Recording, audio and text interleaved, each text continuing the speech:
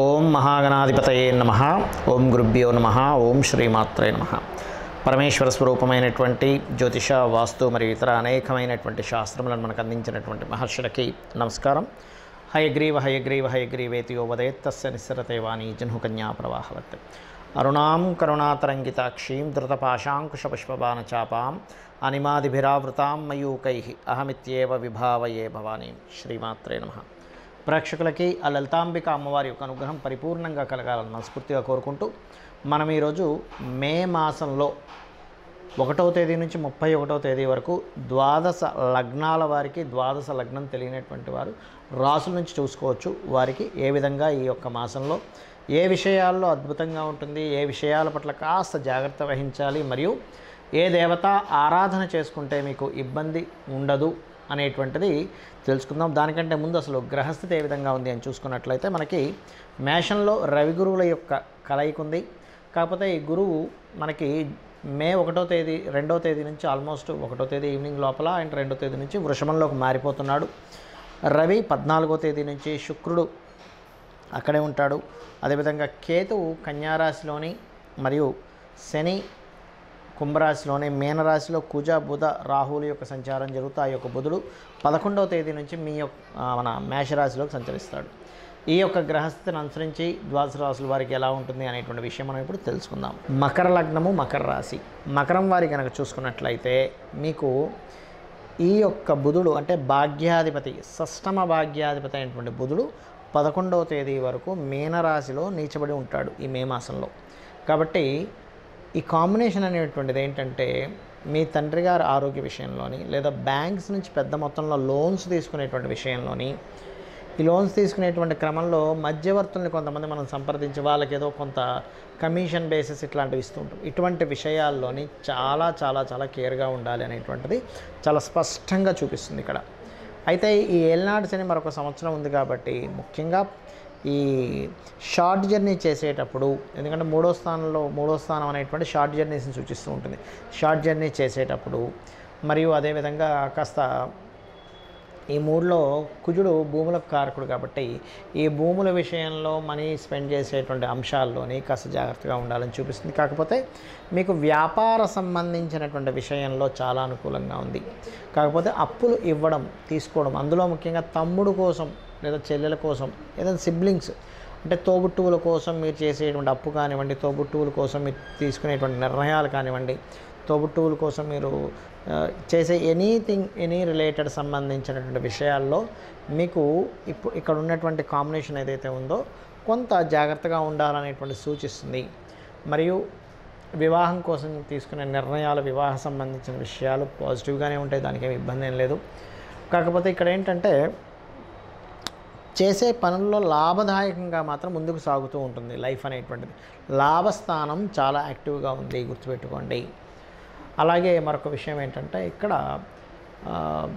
Long journey చేసేటప్పుడు, పెద్ద మొత్తంలో మనీ ఏదైనా ట్రాన్స్ఫర్ చేసేటప్పుడు మాత్రం కాస్త జాగ్రత్తగా ఉండాలి. ముఖ్యంగా 11వ తేదీ వరకు ఇది గుర్తుపెట్టుకోండి. ఇన్వెస్ట్మెంట్స్ రిలేటెడ్ సంబంధించినటువంటి విషయంలో మాత్రం 12వ అధిపతి అయినటువంటి ఈ యొక్క గురువు 6వ స్థానంలో ఉన్నందుకు కాస్త ఇన్వెస్ట్మెంట్స్ రిలేటెడ్ సంబంధించిన విషయంలో కొద్దిపాటి జాగ్రత్త అవసరము అనేటువంటి చూపిస్తుంది. రాజకీయ నాయకులకి చాలా బాగుంది. కొంచెం ఏంటంటే సంతాన యోగం కూడా ఈ యొక్క పంచమంలో గురువు ఇస్తాడు, కానీ కొంత స్ట్రెస్ఫుల్గా ఇస్తూ ఉంటాడు. కాబట్టి దత్తాత్రేయుడి యొక్క స్తోత్ర పఠనం చేసుకోండి. ఎవరైనా IUIలు, IVFల ద్వారా సంతానాన్ని పొందుదాం అనుకునేటువంటి వారు, మరియు వీలున్నంత మట్టుకు విష్ణు సహస్రనామాలను రెగ్యులర్గా వింటూ ఉండండి.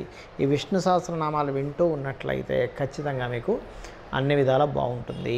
చాలామంది నన్ను అడుగుతుంది ఏంటంటే, ఏమంటే మాకు జాతక చక్రం లేదు, డేట్ ఆఫ్ బర్త్ తెలియదు, టైం తెలియదు, నక్షత్రం తెలియదు, మరి మేము ఈ మే మాసంలో ఎటువంటి జాగ్రత్తలు తీసుకోవాలి? మనం జనవరి ఆల్మోస్ట్ డిసెంబర్ నుంచి చెప్తూ వస్తున్నాం. ఫిబ్రవరి నుంచి మే వరకు ఉన్నటువంటి కాంబినేషన్ ఏదైతే ఉందో సాటర్న్ అంటే శని రవి, శని కుజ, అదేవిధంగా కుజ రాహు, ఈ కాంబినేషన్స్లో వెళ్తున్నాయి. కాబట్టి లైఫ్లో అంటే ప్రపంచవ్యాప్తంగా కావచ్చు, దేశవ్యాప్తంగా కావచ్చు, మనం ఊహించినటువంటి మలుపులు, ఎవరు ఎక్స్పెక్ట్ చేయనటువంటి పోలీస్ డిపార్ట్మెంట్ కావచ్చు, మిలిటరీ కావచ్చు, గొడవలు కానివ్వండి, ఒక రకమైనటువంటి ఉంటాయని చెప్పి నేను చెప్తూ వస్తున్నాను.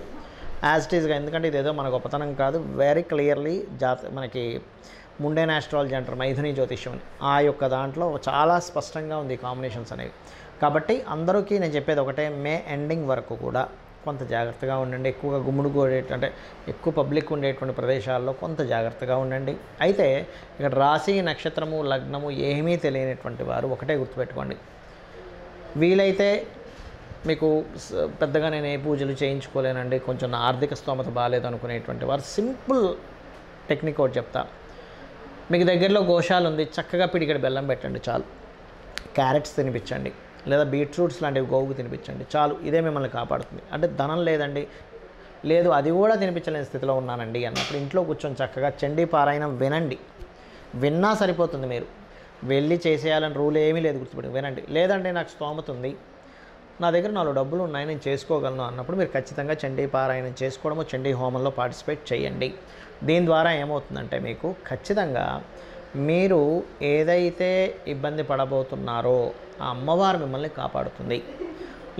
అదేవిధంగా కాస్త కుజుడికి, శనికి దానాలది ఇవ్వండి, లేదా కుజ శని గ్రహాల దగ్గర దీపారాధన చేయండి. ఇవి రాశి, నక్షత్రం, గ్రహం తెలియకపోయినా ఇవి చేయడం ద్వారా మీకు ఈ మంత్ చాలా బాగుంటుంది. బికాజ్ ఆఫ్ కాంబినేషన్స్, అంటే కర్మకారకుడు ఈ శని, కుజ, రవి ఈ కాంబినేషన్స్తో కనెక్ట్ అయి ఉన్నాడు. కాబట్టి ఈ గ్రహాలకు చేసుకోవడం ద్వారా మీరు చేసే ప్రయత్నము ధనం కోసం కావచ్చు, ఉద్యోగం కోసం కావచ్చు, ఖచ్చితంగా బాగుంటుంది. అయితే ఇక్కడ చాలామందికి ఏంటంటే, ఏమండి మరి మేము అంటే కొంతమంది అడుగుతూ ఉన్నారు, నాకు దాని గురించి చెప్తున్నాను. ఈ గోచారం గురించి చెప్తున్నారు, ఈ లగ్నం గురించి అంటున్నారు, కాసేపేమో రాశి గురించి అంటున్నారు, అసలు ఏది తీసుకోవాలని అడుగుతూ ఉన్నారు.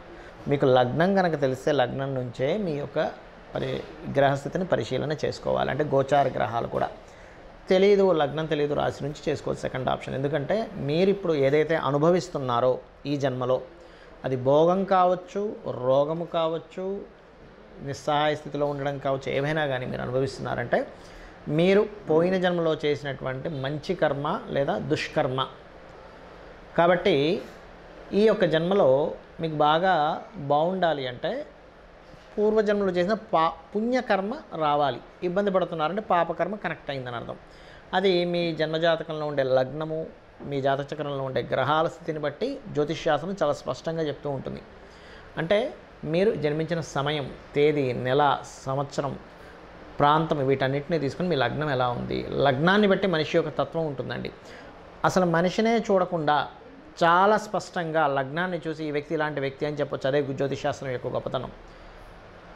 అతని యొక్క ధనస్థానాన్ని బట్టి అతను ఏ ప్రయత్నం చేస్తే ఇతనికి ఫైనాన్షియల్గా బాగుంటుంది, ఏ దేవతారాధన చేసుకుంటే ఇతనికి పూర్వజన్మలో ఉన్నటువంటి పాపము తొలగిపోయి ఫైనాన్షియల్ గ్రోత్ పెరుగుతుంది అనేటువంటి చాలా స్పష్టంగా చెప్పొచ్చు. ప్రయత్నాలు కావచ్చు, గృహం ఏ దిశలో నివసిస్తే బాగుంటుందని కావచ్చు, ఎటువంటివి చదివితే ఇతనికి భవిష్యత్తులో బాగుంటుందని కావచ్చు, ఇప్పుడున్న నడుస్తున్నటువంటి మహాదశ ఎలా యోగిస్తుంది, ఒకవేళ యోగించాలంటే ఏం చేసుకోవాలి. చాలామంది ఏమనుకుంటారంటే జ్యోతిషాస్త్రం అంటే యోగించట్లేదంటే ఏదో వేలు లక్షలు పెట్టి పూజలు చేయించుకోవాలనుకుంటారు. అది పూర్తిగా తప్పండి. మీ దగ్గర ధనం లేదు, అమ్మవారి నామాన్ని రూపాయి ఖర్చు లేకుండా ఇంట్లో కూర్చొని చేసుకోవడం ద్వారా మీరు ఉద్ధరింపబడతారు. ఈ కలియుగానికి ఉన్నటువంటి గొప్పతనం అలాంటిది. అంటే చక్కగా ఇంట్లో కూర్చున్నారు, డబ్బులు లేవు, ఏమి టెన్షన్ పడకండి, నాకేదో గ్రహస్థితి ఇలా అయిపోతుంది అలా అయిపోతుంది, ఏం టెన్షన్ పడకండి. చక్కగా ఇంట్లో కూర్చొని శ్రీమాత్రే నమః చేసుకుంటే మీ పనులు మీరు చేసుకోండి. అలానే ఇంట్లోనే కూర్చొని ఏ పని చేయొద్దని చెప్పట్లే.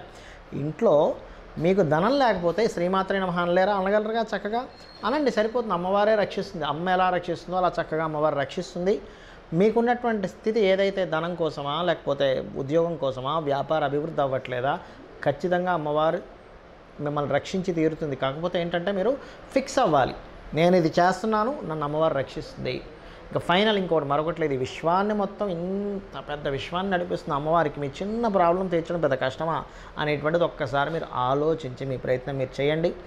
జాతక చక్రంలో ఉన్నటువంటి దోషాలు ఏమున్నా సరే తొలగిపోతాయి. మరి మీకు ఇక్కడ సందేహం కలగొచ్చామండి, ఈ గోచార ఫలితాలు ఎందుకు చెప్పుకుంటున్నామని. గోచారము జాతకము రెండు కనెక్ట్ అయినప్పుడు మనకు ఒక మంచి ఇన్సిడెంట్ జరగడానికి బాగుంటుంది. గోచారం అనుకూలంగా లేనప్పుడు, మన జాతకం అనుకూలంగా లేనప్పుడు ఎటువంటి సిచ్యువేషన్స్ మనకు ఏర్పడతాయని చెప్తున్నటువంటిదే గోచారం. అంటే మనం ఒక ప్రయత్నం చేస్తున్నాం, ఒక దగ్గరికి వెళ్ళాలి, ట్రాఫిక్ జామ్ ఉంది, మనం ఆలస్యం అవుతుంది, మన ప్రయాణం ఫ్రీగా ఉంది, చాలా ఫ్రీగా వెళ్ళిపోతాం. దట్ ఈజ్ గోచారం. అంటే బయట ఉన్న సిచ్యువేషన్స్, బయట ఉన్న మార్కెట్, ఇవన్నీ గోచారం అనుకుంటే మన ప్రయత్నం మన జన్మజాతకం. కాబట్టి నేను చెప్పినటువంటి ఈ యొక్క పరిహార మార్గాన్ని చేసుకుంటూ మీ యొక్క జీవితాన్ని ఆనందమయం చేసుకుంటారని మనస్ఫూర్తిగా ఆ అమ్మవారిని కోరుకుంటూ శ్రీమాత్రే నమః.